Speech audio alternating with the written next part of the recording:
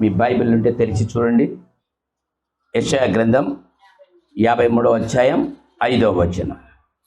మన అతిక్రమ క్రియలను బట్టి అతడు గాయపరచబడెను, మన దోషములను బట్టి కొట్టబడెను, మన సమాధానార్థమైన శిక్ష అతని మీద పడెను, అతడు పొందిన దెబ్బల చేత మనకు స్వస్థత కలుగుచున్నది. దేవునికి స్తోత్రం. హల్లెలూయా. ప్రియులారా, ఈ లెంట్ డేస్లో మనందరం కూడా ప్రభు సన్నిధిలో 46 రోజులు అవుతుంది సుమారు. ఈస్టర్ వరకు కూడా ప్రభు యొక్క శ్రమల్ని మనం జ్ఞాపకం చేసుకోవాలని నా ఆశ, నా ప్రార్థన. దేవునికి స్తోత్రం. హల్లెలూయా. గట్టిగా చెప్దాం, హల్లెలూయా. మన అతిక్రమ క్రియలను బట్టి అతడు గాయపరచబడెను, మన దోషములను బట్టి నలుగొట్టబడెను, మన సమాధానార్థమైన శిక్ష అతని మీద పడెను, అతడు పొందిన జబ్బల చేత మనకు స్వస్థత కలుగుచున్నది. చూడండి, ఈ 40 రోజులు అనేది ఎవరు పాటిస్తారు? బైబిల్లో అసలు ఉందా? మనం చూస్తే మత్తయి సువార్త 4వ అధ్యాయం 1-2 వచనాలు చదువు.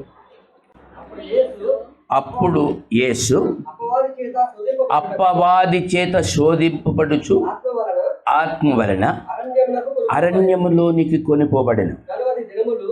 40 దినములు, జాగ్రత్తగా, 40 దినములు 40 రాత్రులు ఉపవాసముండిన పిమ్మట ఆయన ఆకలి కొనగా. సారీ, దేవునికి స్తోత్రం. హల్లెలూయా. అంటే యేసు ప్రభు సిలువలో చనిపోయడానికి ముందు 40 రోజులు కాదు ఇది. యేసు ప్రభు ఈ లోకానికి వచ్చి బాప్టిజం ఇచ్చి యోహాను చేత యోర్దాను నదిలో బాప్టిజం తీసుకొని ఒడ్డునకు వచ్చి ప్రార్థన చేసిన తర్వాత ఆయన 40 రాత్రులు 40 పగళ్ళు ఉపవాసమున్న పిమ్మట అన్నాడు బైబిల్లో. అంటే సేవ ఆరంభానికి ముందు యేసు ప్రభు 40 రాత్రులు 40 పగలు ఉపవాసం ఉన్నాడు. ఉపవాసమున్న పిమ్మట సాతానుడు ఆయనను శోధించుచుండేను. దేవునికి స్తోత్రం. హల్లెలూయా. ప్రియమైన విశ్వాసులారా, సంగమా, ఒకసారి మనందరూ కూడా గమనిస్తాం. యేసు ప్రభు జన్మించక ముందే యెషయా ప్రవక్త యేసు ప్రభు జన్మించిన తర్వాత ఏం జరుగుతుందో ఈ వచనంలో చెప్తున్నాడు. మన అతిక్రమ క్రియలను బట్టి అతడు గాయపరచబడెను. అంటే యెషయా ప్రవక్త చెప్పిన ఈ మాట ఓల్డ్ టెస్టిమెంట్లో ఏ ప్రవక్త కానీ, ఏ దీర్ఘదర్శి కానీ, ఏ రాజు కానీ ఎవ్వరు కూడా గాయపరచబడలేదు. కానీ న్యూ టెస్టిమెంట్ తర్వాత జరగబోయే విషయాన్ని యెషయా ప్రవక్త చెప్పాడు. మన అతిక్రమ క్రియలను బట్టి అతడు గాయపరచబడ్డాడు, మన దోషం బట్టి అతడు నలగొట్టబడ్డాడు, మన సమాధానమైన శిక్ష అతని మీద పడెను. దేవునికి స్తోత్రం. హల్లెలూయా. ఇక మాట అంటాడు, అతడు పొందిన దెబ్బల చేత మనకు స్వస్థత కలుగుచున్నది. ప్రియమైన విశ్వాసాల జాగ్రత్తగా గమనిస్తాం. ఓల్డ్ టెస్టిమెంట్లో యెషయా ప్రవక్త చెప్పిన తర్వాత ఏ వ్యక్తి కూడా ఈ యొక్క శ్రమ పడలేదు, దేహంలో గాయపరచబడలేదు, గాయాల ద్వారా స్వస్థత ఎవరికీ కలగలేదు. కానీ జరగబోయే సంఘటనని యెషయా ప్రవక్త ఆత్మ ద్వారా ముందుగా చెప్పాడు. అంటే మెస్సియా వస్తాడు, యేసుక్రీస్తు శరీరధారిగా వస్తాడు, ఆయన శిలువలో చనిపోతాడన్న విషయాన్ని ఇక్కడ స్పష్టంగా యెషయా ప్రవక్త చెప్తున్నాడు. దేవునికి స్తోత్రం. హల్లెలూయా. సో ఏది ఏమైనప్పటికీ ప్రపంచం అనుసరించేది ఏంటంటే ఈ 40 రోజులు యేసు ప్రభు రాత్రులు పగళ్ళు ఆయన ఉపవాసం ఉండి ఆయన సేవకు సమర్పించుకొని ఆయన శిలువ మరణానికి ముందు 40 రోజుల నుంచి ఆయన హింసించబడ్డాడు. చూసారా? దాన్ని స్పెసిఫిక్గా జ్ఞాపకం చేసుకోవడం దేవుడు మనకి ఇచ్చినటువంటి గొప్ప భాగ్యం. హల్లెలూయా. హల్లెలూయా. పిల్లరా, నేను ఇక కొంచెం లోతుగా దేవుని యొక్క వాక్యాన్ని మీకు చెప్పాలని ఆశపడుతున్నాను. నేను టైం చూసి ఫాలో చేస్తున్నాను. కారణం ఏంటి తెలుసా? మీ ఇల్లు ఎంత దూరం, మా ఇల్లు ఎంత దూరం. నేను పోనీకి 1 అవర్ పడుతుంది సుమారు. మీరు పోనీకి 1 మినిట్లో పోయేటోళ్ళు కూడా ఉన్నారు. దేవునికి స్తోత్రం, హల్లెలూయా. సరే, ఏది ఏమైనప్పటికీ దేవుడు మనకు ఒక ఆత్మ ఐక్యత ఇచ్చాడు. ఆత్మలో దేవుడు మనల్ని ఎదిగింపజేస్తున్నాడు. సో దాని విషయంలో నేను ఇక దేవుని వాక్యంలో కొంచెం స్పష్టంగా మీ ముందు కొన్ని మాటలు ఉంచాలని నేను ఆశపడుతుంటున్నాను. యోనా రాసిన గ్రంథం 3వ అధ్యాయం 6వ వచనం ఎవరైనా చదవండి. యోనా రాసిన గ్రంథం 3వ అధ్యాయం 6వ వచనం.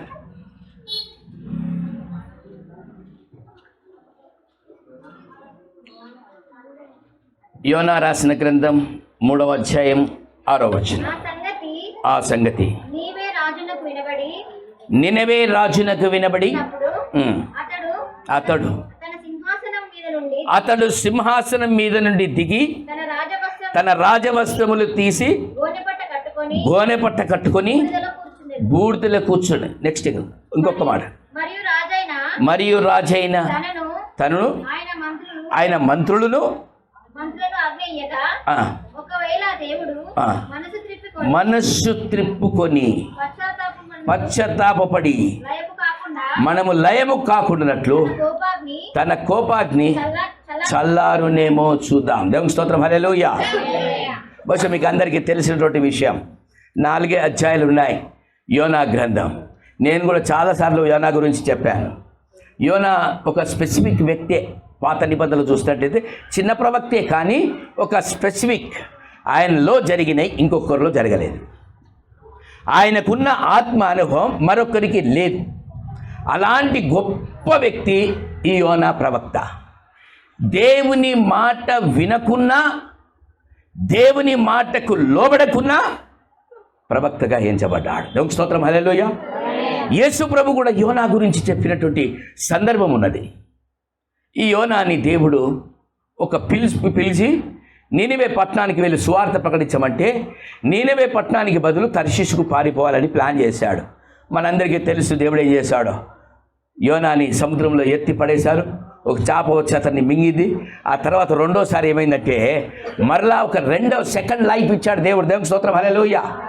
చాలా తక్కువ మందికి సెకండ్ లైఫ్ ఉంటుందండి. చాలా తక్కువ మందికి సెకండ్ లైఫ్ ఉంటుంది. సెకండ్ లైఫ్ వచ్చిన వారు కరోనా పీరియడ్లో కొంతమంది ఉన్నారండి. అంటే డెత్ వరకు వెళ్ళిపోయి, మరణం వరకు వెళ్ళిపోయి తిరిగి వచ్చిన వారు ఉన్నారు. అంటే అది సెకండ్ లైఫ్. దేవుని స్తోత్రం, హల్లెలూయా. నాకు కూడా సెకండ్ లైఫ్ చాలాసార్లు వచ్చేది, కానీ ఇప్పుడు నేను టైం లేదు, నేను చెప్పను. కానీ విషయం ఏంటంటే యోనాకి సెకండ్ ఛాన్స్ ఇచ్చాడు దేవుడు. ఆ చేప యోనాని ఆ నీనెవే పట్టణము ఒడ్డున వాంటింగ్ చేస్తే యోనా బయటికి వచ్చాడు. దేవుడు రెండోసారి యోనాతో మాట్లాడినాడు. బైబిల్లో రాశాడు 3వ అధ్యాయం 1వ వచనంలో ఏంటంటే యెహోవా వాక్కు యోనాకు రెండవసారి ప్రత్యక్షమై సెలవిచ్చినది ఏమనగా అని. దేవుడు ఏం చేశాడంటే యోనాతో మాట్లాడాడు రెండోసారి. ఇక లాభం లేదు, ఈయన మరలా విడిచిపెట్టేటట్లేదు. దేవుడు నన్ను మరలా పోమంటున్నాడు, సువార్త ప్రకటించమంటున్నాడు అని నీనెవే పట్టణానికి వెళ్ళి సువార్త ప్రకటించాడు. బైబిల్లో రాశాడు, మనం చదువుకున్నాం. ఇప్పుడు 6వ వచనం ఏంటంటే యెహోవా వాక్కు నీనెవే రాజుకు వినబడినప్పుడు అన్నాడు. ఎవరి మీరు నా వైపు చూడండి, నేను స్పష్టంగా చెప్తున్నాను బైబిల్ మాట. యెహోవా వాక్కు నీనెవే రాజుకు వినబడినప్పుడు అతను చేసినటువంటి విషయం ఏంటంటే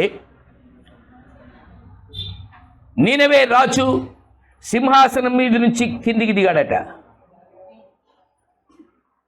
తన రాజవస్త్రాలు తీసేసి పక్కకు పెట్టాడట. ఒక గోనె పట్ట కట్టుకున్నాడట. బూడిదలో కూర్చుండి ప్రార్థన చేస్తున్నాడు. దేవుని స్తోత్రం, హల్లెలూయా. దీనికి మొత్తం సాదృశ్యం ఏంటంటే దేవుని మాట వినడానికి ఒక రాజు కూడా తనను తాను తగ్గించుకొని కిందికి వచ్చాడు. అంతేకాకుండా రాజు ఏం చేశాడంటే తన మంత్రులకి ప్రజలందరికీ ఆజ్ఞాపించాడట, అందరు రండి, మీరు కూడా మీ యొక్క సింహాసనాన్ని విడిచిపెట్టండి, దేవుడి సన్నిధికి రండి, మనందరం కలిసి తగ్గించుకొని దేవుడి సన్నిధిలో ప్రార్థన చేద్దాం. ఎందుకో తెలుసా, ఒకవేళ దేవుడు మన విషయంలో పశ్చాత్తాపడతాడేమో. అంటే మనం చేసిన దానికి మనం కిందికి దిగొస్తే, మనల్ని మనం తగ్గించుకుంటే, మనల్ని మనం ఆయన్ని జ్ఞాపకం చేసుకుంటే, ఆయన సన్నిధిలో ప్రార్థన చేస్తే ఆయన దిగి వచ్చి ఒకవేళ మనస్సు మార్చుకుంటాడేమో. అందరికి చెప్పాడు, నో, ఫుడ్, నో వాటర్. అందరు ఫాస్టింగ్ ఉండాలి, ప్రార్థన చేయాలి, దేవుని సన్నిధిని కనిపెట్టాలి. దేవుడు దిగి వస్తాడు. దేవుడు మనసు మార్చుకుంటాడేమో అని రాజు చెప్పగానే అందరూ వచ్చారు. చివరికి పశువులకు కానీ అక్కడ ఉన్నటువంటి మేత వేసే వాటికి కానీ టోటల్గా ఫాస్టింగ్ డిక్లేర్ చేశారు, ప్రార్థన చేశారు. బైబిల్లో రాశాడేంటంటే, అదే యోనా గ్రంథం 3:10 రాశాడంటే, దేవుడు వారికి చేయనుద్దేశించిన కీడు చేయకుండా మేలు చేయుటకు తీర్మానం చేసుకున్నాడట. దేవునికి స్తోత్రం. హల్లెలూయా. గట్టిగా చెప్దాం, హల్లెలూయా. అంటే ఈ స్టోరీలో ఏమర్థమవుతుందంటే, దేవుని సన్నిధిలో ప్రార్థన చేయడానికి మనల్ని మనం తగ్గించుకోవాలి. మనకున్న వాటిని విడిచిపెట్టాలి. ప్రభు సన్నిధిలో ప్రభు కొరకు దిగొచ్చి ప్రార్థన చేయాలని దేవుని వాక్యం శ్రమిస్తుంది. అంటే నిన్ను నువ్వు తగ్గించుకోవాలి. 40 రోజులు ఆయన శ్రమల్ని జ్ఞాపకం చేసుకోవాలి. 40 రోజులు ఆయన గాయాల్ని జ్ఞాపకం చేసుకోవాలి. 40 రోజులు ఆయన శిలువలో చేసిన త్యాగాన్ని నువ్వు జ్ఞాపకం చేసుకోవాలని దేవుడి ఉద్దేశం. దేవుని స్తోత్రం. హల్లెలూయా. అదిగా అంటాడు, మన అతిక్రమ క్రియలను బట్టి అతడు గాయపరచబడ్డాడు. మనం చేసిన పాపాన్ని బట్టి, మనం ఆడిన అబద్ధాన్ని బట్టి, మనం చేసినటువంటి క్రియలను బట్టి ఆయన గాయపరచబడ్డాడట. బైబిల్ అంటాడు, ఆయన పొందిన గాయముల చేత మనకు స్వస్థత. దేవుని స్తోత్రం. హల్లెలూయా. ఎన్ని గాయాలు పొందాడో తెలుసా అండి? 2 చేతుల్లో సిరులు కొట్టబడ్డాయి, 2 కాళ్ళలో సిరులు కొట్టబడ్డాయి. ఆయన తలపై ముళ్ళ కిరీటం పెట్టబడింది. చివరికి ఒక వ్యక్తి బల్లెంతో ఆయన్ని పొడిచాడు. దేవుని స్తోత్రం. హల్లెలూయా. అంటే దేహంలో గాయాలయ్యాయి. ఒక టైంలో ఒక రోమా సైనికుడు ఒక్కటి తక్కువ 40 కొరడ దెబ్బలు కొట్టాడు ఆయన్ని. బైబిల్లో ఇదే అధ్యాయంలో రాశాడు తెలుసా, ఆయన వీపంతా దున్నబడిందట. దేవుని స్తోత్రం. హల్లెలూయా. గట్టిగా చెప్దాం, హల్లెలూయా. అంటే ఆయన పొందిన గాయాల్ని, ఆయన కార్చిన రక్తాన్ని, ఆయన దేహంలో పొందినటువంటి ఆ యొక్క బల్లెపు పోటుని, ఈ దృశ్యాల్ని నీవు నేను ధ్యానం చేయాలి 40 రోజులు. అప్పుడు దేవుడి సన్నిధిలో దిగొస్తుంది, దేవుడు నీతో ఉంటాడు. దేవుడి స్తోత్రం. హల్లెలూయా. చిన్న మాట నేను జ్ఞాపకం చేస్తున్నాను. మనల్ని మనం తగ్గించుకొని దేవుడికి సమర్పించుకోవాలి. నేను ఈ మధ్య కాలంలో ఒక దైవజనుడు ఒక మంచి స్టోరీ చెప్పాడు. నాకు బాగా ఇష్టమైంది ఆ స్టోరీ. ఆ స్టోరీలో ఆ దైవజనుడు ఒక మాట చెప్పాడు. హిందూ దేవాలయం దగ్గరికి కానీ అక్కడికి పోతే అందరు కొబ్బరికాయ కొడతారు కదా. బహుశా మీకు అందరికీ తెలుసు. కొబ్బరికాయనే ఎందుకు కొడతారు అని క్వశ్చన్ వేశాడట ఒక బ్రాహ్మణాయన. అంటే బ్రాహ్మణాయన చక్కగా చెప్పాడట. ఆయన ఏం చెప్పాడట అంటే, కొబ్బరికాయ కొట్టడానికి ఉద్దేశం ఏంది అంటే ఆ బ్రాహ్మణాయనకు కూడా అర్థం కాలేదట. కానీ దైవజనుడికి తెలుసు ఎందుకు కొడుతున్నారో. తెలిసి అడిగితే ఆయన చెప్పలేదట. ఏంటంటే, దేవుడికి నైవేద్యం అర్పిస్తున్నాం, ఈ కొబ్బరికాయ కొట్టి ఆయనని మేము సేవిస్తున్నాం అని చెప్పాడట. అప్పుడు ఈ దైవజనుడు చక్కగా మాట చెప్పాడట. ఏమన్నట్లంటే, కొబ్బరికాయ కొట్టడంలో ఉద్దేశం ఏంటంటే దేవునికి స్వచ్ఛమైన నీళ్లు సమర్పించాలి. దేవునికి స్వచ్ఛమైన నీళ్లు సమర్పించాలి. అంటే స్వచ్ఛమైన నీళ్ళు ఎక్కడ దొరుకుతాయి? సముద్రంలో ఉంటాయా? పోనీ కొంతమంది ఏం చేస్తారంటే, ఈ పెళ్ళిళ్ళప్పుడు హిందూస్ వాళ్ళు ఇల్లు పెళ్ళిళ్ళప్పుడు ఏం చేస్తారంటే 3 బావిలో 7 బావిలో నీళ్ళు తీసుకురండి అంటారు. కొంతమంది ఉన్నారు, నాకు పూర్తిగా తెలియదులే కానీ చెప్తున్నాను. సో 7 బావిల నీళ్ళు తీసుకొస్తారు, ఏదో చేస్తుంటారు. అంటే నువ్వు పూజకు బావిలో నీళ్ళు తీసుకొస్తావు, ఓకే. ఆ బావిలో నీళ్లు రావడానికి ఒక వ్యక్తి తవ్వాడు. దేంతోటి? ఒక మంచి ఇనుప రాడ్తో తవ్వాడు, పారతో తీశాడు. అది తీస్తూ ఉంటే నీళ్లు కలుషం కాలేదా? అయినాయి. సముద్రం ఉంది, ఉప్పొంగుతుంది, సముద్రం పారుతుంది చక్కగా, దాంట్లో కలుషం లేదా? ఉంది. సముద్రంలో రకరకాల చేపలు ఉన్నాయి, రకరకాల జీవులు ఉన్నాయి సముద్రంలో. వాటి వల్ల అవి కలుషం కావట్లే, నీళ్ళు మింగుతున్నాయి, వదులుతున్నాయి, కలుషం అవుతుంది లేదా? సో కలుషం అవుతున్నాయి. దేవునికి కల్మషం లేని, కలుషం లేని అంటే స్వచ్ఛమైనటువంటి నీళ్లు సమర్పించాలనే ఉద్దేశంతో కొబ్బరికాయ చెట్టు నుంచి తీసి ఆ కొబ్బరికాయని కొడుతున్నారండి. దాంట్లో నీళ్లు దేవుడికి అర్పిస్తున్నారు. ఆ పూజారి షాక్తున్నాడట, అరే ఇన్ని సంవత్సరాల నుంచి భక్తులు వస్తుంటే కొబ్బరికాయలు కొడుతున్నా, వాళ్ళకి సగం ఇస్తున్నా, సగం పెడుతున్నా, నేను తీసుకుపోయి అమ్ముకుంటున్నా, ఏదో చేస్తున్నా కదా, కానీ ఇంత లోపల దీని మర్మం ఉందని సంగతి తెలియదు అన్నాడు. అప్పుడు దైవజనుడు ఒక మాట చెప్పాడు. దేవుని స్తోత్రం, హల్లెలూయా. దైవజనుడు ఏమని చెప్పాడు తెలుసా? అసలు స్వచ్ఛమైన నీరు ఎక్కడుందో చూపెడుతున్నా అని చూపెట్టాట. యేసు ప్రభు గాయాల్ని, యేసు ప్రభు పొందిన శ్రమల్ని, యేసు ప్రభు నీ కొరకు నా కొరకు చేసినటువంటి ఆ యొక్క త్యాగాన్ని నువ్వు జ్ఞాపకం చేసుకుంటే నీవేం కావాలంటే తెలుసా? ఆయన సన్నిధిలో మోకరించి కన్నీరు కారుస్తూ ప్రార్థించ. అంటే దేవుడి గాయాల్ని తలుచుకుంటే నీ కళ్ళకు నీళ్ళు రావాలండి. నీ కళ్ళకు వచ్చే నీళ్లు అసలు సిసలైన శ్రేష్టమైనవి. అవి అసలు స్పష్టమైనటువంటి జలం. దేవుడు నీ కన్నీటిని చూస్తాడు. నీ కన్నీటి ప్రార్థనను దేవుడు అంగీకరిస్తాడు. కన్నీరు కారుస్తూ దేవుడి సన్నిధిలో ప్రార్థన చేస్తున్నట్టయితే 100కు 100% దేవుడు ఆ ప్రార్థన వింటాడు. దేవుని స్తోత్రం, హల్లెలూయా. గట్టిగా చెప్తాం, హల్లెలూయా. 40 రోజులు ప్రయత్నం చేద్దాం. మనల్ని మనం తగ్గించుకుందాం. మనల్ని మనం దేవుడి సన్నిధిలో ఆయన గాయాల్ని జ్ఞాపకం చేసుకున్నాం. ఆయన పడినటువంటి శ్రమని జ్ఞాపకం చేసుకున్నాం. ఒకవేళ నీ హృదయం దేవుడి సన్నిధిలో కరిగి నీ కళ్ళలో నుంచి కన్నీరు వచ్చిందనుకో, ఖచ్చితంగా దేవుడు ఆ కన్నీటిని చూస్తాడు.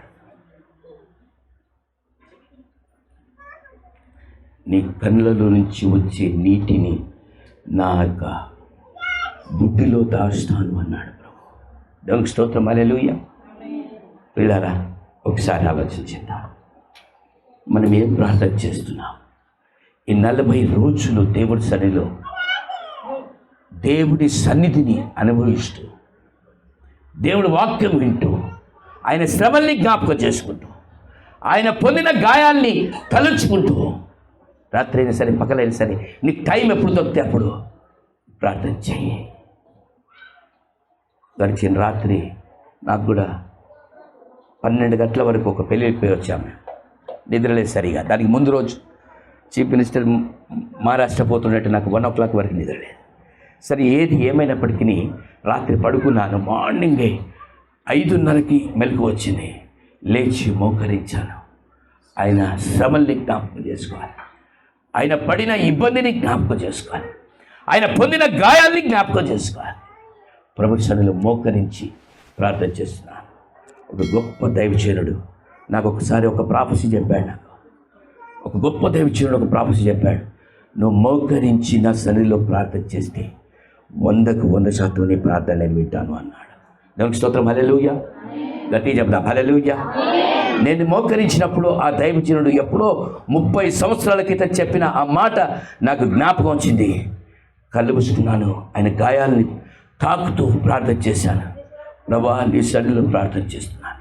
ఈ 40 రోజులు మేము నీ సన్నిధిలో ఉండబోతున్నాం. ప్రభువా, నీ గాయాల్ని, నీవు పడినటువంటి శ్రమని, నువ్వు కార్చిన రక్తాన్ని మేము జ్ఞాపకం చేసుకోవాలి ప్రభువా అని ప్రభు సన్నిధిలో ప్రార్థన చేశాను.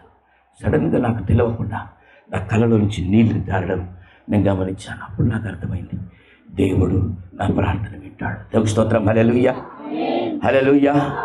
బైబిల్లో మరొక మాట చదువుకొని వాక్యం ముగిస్తాం. 1 కొరింథీ రాసిన పత్రిక 1వ అధ్యాయం 17-18 వచనాలు చదువుదాం.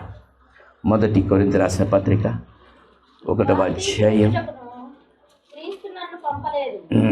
జాగ్రత్తగా పదం విన్నాం. జాగ్రత్తగా మీరు నా వైపు చూడండి, నా వైపు మీ చెవులు పెట్టండి. జస్ట్ 5-10 నిమిషాలనే వాక్యం ముగించబోతున్నా.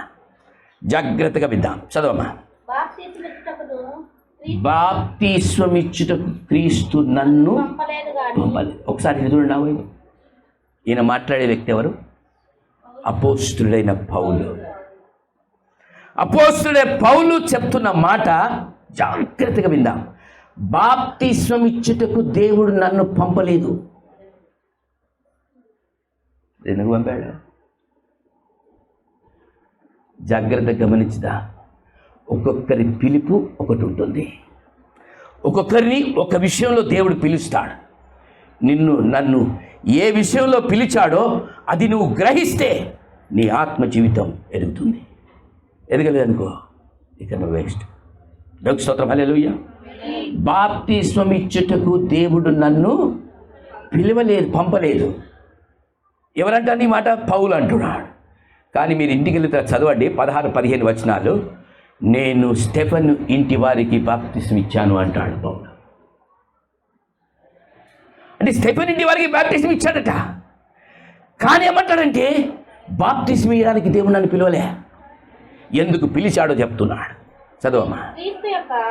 క్రీస్తు యొక్క శిలువ వ్యర్థము కాకున్నట్లు వాక్చాతుర్యము లేకుండా సువార్త ప్రకటించడానికి ఆయన నన్ను పంపేను. దేవునికి స్తోత్రం, హల్లెలూయా. ఇప్పుడు నా వైపు చూడండి. క్రీస్తు యొక్క శిలువ. శిలువ అంటే ఏదో చెక్కం రాను కాదండి. శిలువ వైపు చూడబాకండి. శిలువ అంటే చెక్కం రాను కాదు. చెక్కం రాని మీద ఆయన వెళ్ళాడు. శిలువ అంటే శ్రమలు. దేవునికి స్తోత్రం, హల్లెలూయా. క్రీస్తు యొక్క శిలువ వ్యర్థము కాకున్నట్లు వాక్చాతుర్యము లేకుండా సువార్త ప్రకటించడానికి ఆయన నన్ను పంపేను. దేవునికి స్తోత్రం, హల్లెలూయా. అంటే వాక్చాతుర్యము తెలుసా? కొంతమంది ఎక్కువ మాట్లాడుతూ ఉంటారు. నీ వాక్కు స్పష్టంగా ఉండాలి. నీవు మాట్లాడే మాట కరెక్ట్గా ఉండాలి. అందుకంటాడు వాక్చాతుర్యం లేకుండా సువార్త ప్రకటించడానికి ఆయన నన్ను పంపాడు. అంటే స్పష్టమైన మాటలతో, క్రీస్తు శిలువను గురించినటువంటి మాటలతో దేవుని సువార్తను ప్రకటించాలి. అందుకు నన్ను ఆయన పంపించాడు. దేవునికి స్తోత్రం, హల్లెలూయా. గట్టిగా చప్పట్లు కొట్టి దేవుని భయపడతా. ఇక కింద అంటాడు ఆయన, శిలువను గూర్చిన వార్త నశించుచున్న వారికి రక్షింపబడుచున్న మనకది దేవుని శక్తి. దేవునికి స్తోత్రం, హల్లెలూయా. శిలువను గూర్చిన వార్త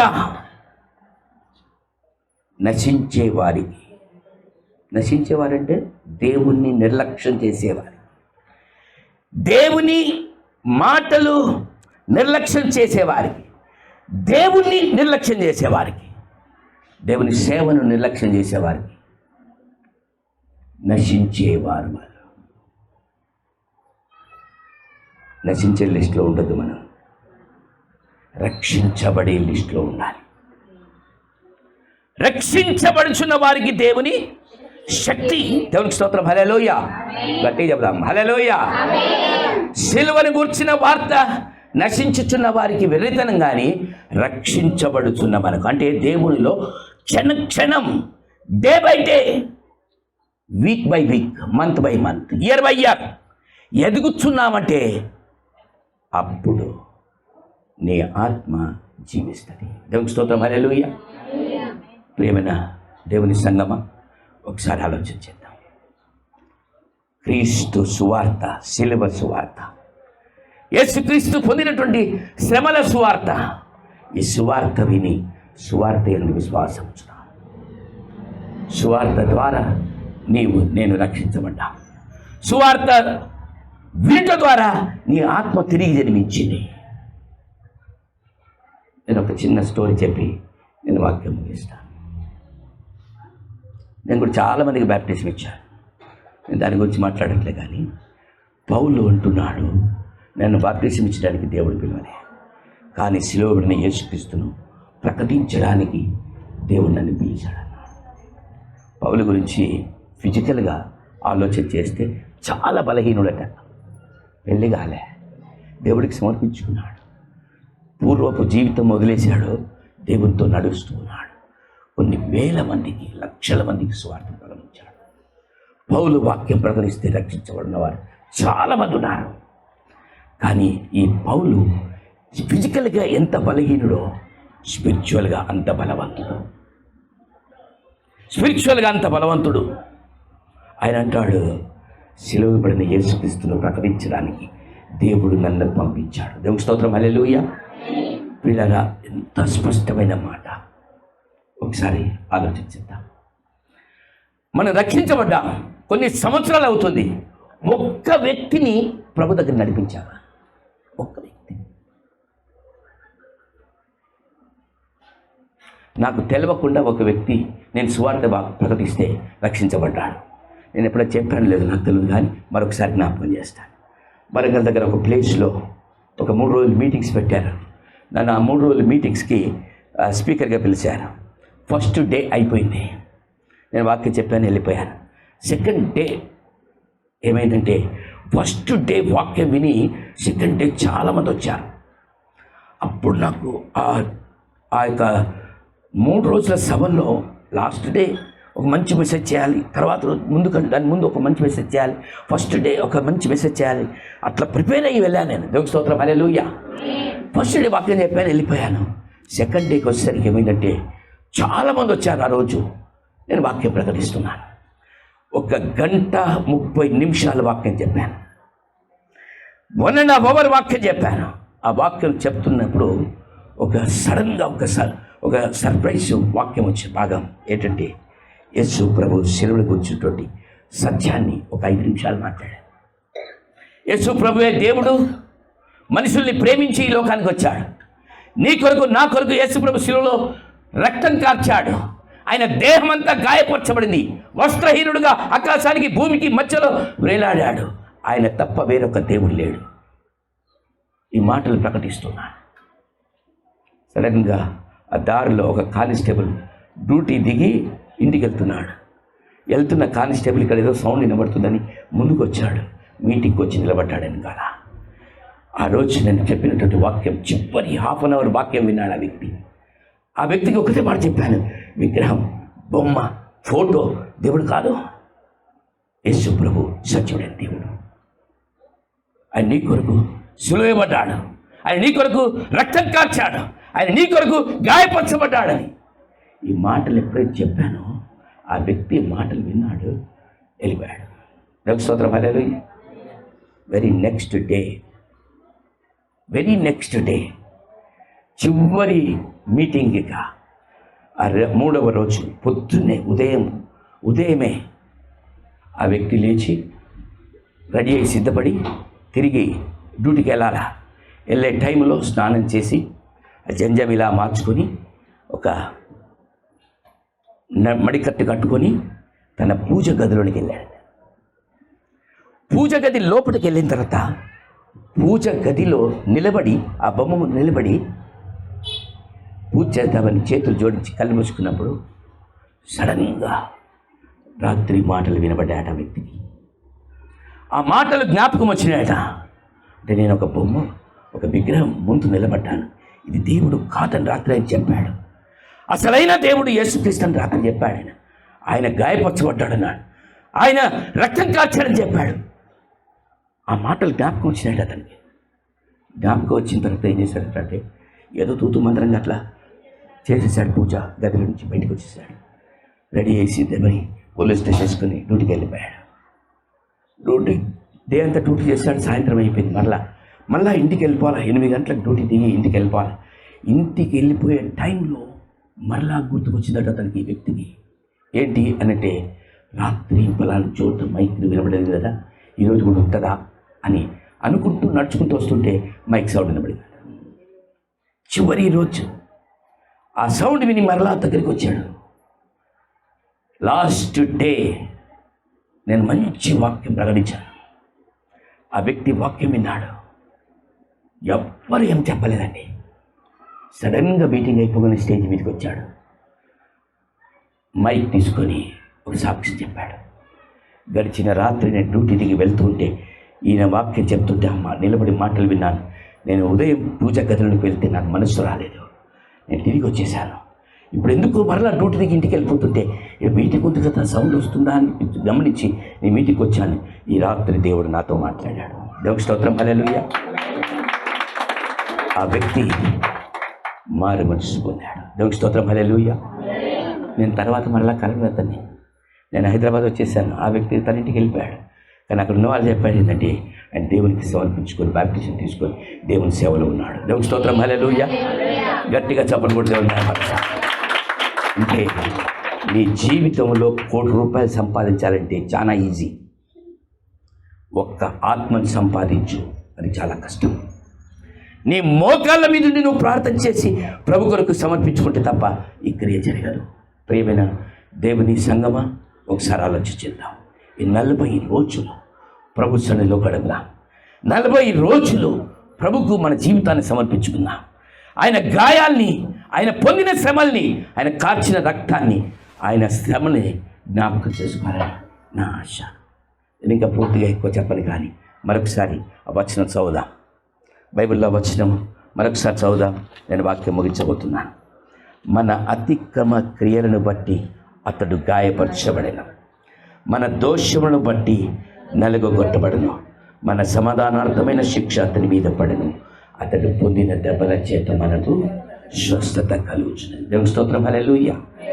గట్టిగా చెప్దాం, హల్లెలూయా. ఈ 40 రోజులు కూడా దేవుని సన్నిధిలో ఉన్నాం. నువ్వు ఉద్యోగానికి పో, నువ్వు నీ పని చేసుకుంటూ ఉండు, నువ్వు ఏ పని చేస్తావో ఆ పని చేసుకుంటూ ఉండు. కానీ 40 రోజులు దేవుని కొరకు కనీసంగా ఈ 40 రోజులు ప్రయత్నం చేద్దాం. అబద్ధం ఆడకుండా ఉన్నాం, ఎవ్వరిని ఒక మాట తిట్టకుండా ఉన్నాం, మనల్ని తగ్గించుకుందాం. రాజు మొదలుకొని, మంత్రులు మొదలుకొని, ప్రజలందరూ కూడా దిగొచ్చి ప్రభు సన్నిధిలో తమను తాము తగ్గించుకొని ప్రార్థన చేసేటప్పుడు దేవుడు మనసు మార్చుకున్నాడు. దేవునికి స్తోత్రం, హల్లెలూయా. మనం కూడా ఈ 40 రోజులు ప్రభు సన్నిధిలో ప్రార్థన చేద్దాం. మన హృదయాన్ని కుమ్మరిస్తా ప్రభు సన్నిధిలో. ప్రభువా, నేను నీ కొరకు జీవిస్తాను. మనందరం కూడా ఆ ప్లాన్లో ఉండాలని నా ఆశ. కళ్ళు మూసుకొని నేను ప్రార్థన చేస్తాను. అందరు కళ్ళు మూసుకొని ప్రార్థన చేస్తాను. పరిశుద్ధులైన తండ్రి, పరలోకపు దేవా, ఈ రాత్రి 2026 సంవత్సరంలో 40 రోజులు నువ్వు పొందినటువంటి శ్రమల్ని జ్ఞాపకం చేసుకుంటూ వాక్యానుసారమైనటువంటి జీవితం జీవించటం మేము ఒక తీర్మానం చేసుకోవడానికి ఈ రాత్రి నీ సన్నిధికి వచ్చాను. మా ముందున్నటువంటి టైంని, 40 రోజుల శ్రమల దినాల్ని మాకు ఆశీర్వాదకరంగా మార్చండి. మహిమగల తండ్రి, జీవగల దేవ, జీవాధిపతి, రాత్రి ప్రత్యేక రీతిలో ప్రభు మందిరంలో అడుగుపెట్టి వాక్యం విన్న ప్రతి వ్యక్తిని నువ్వు దర్శించమని ప్రార్థన చేస్తున్నాను. 40 రోజులు ప్రభు సన్నిధిలో కనబడ్డ కృప చూపించమని మరొకసారి మమ్మల్ని అందరినీ నీ హస్తాలకు సమర్పించుకుంటూ యేసుక్రీస్తు నామములో ప్రార్థిస్తున్నాను ప్రభు తండ్రి, ఆమేన్.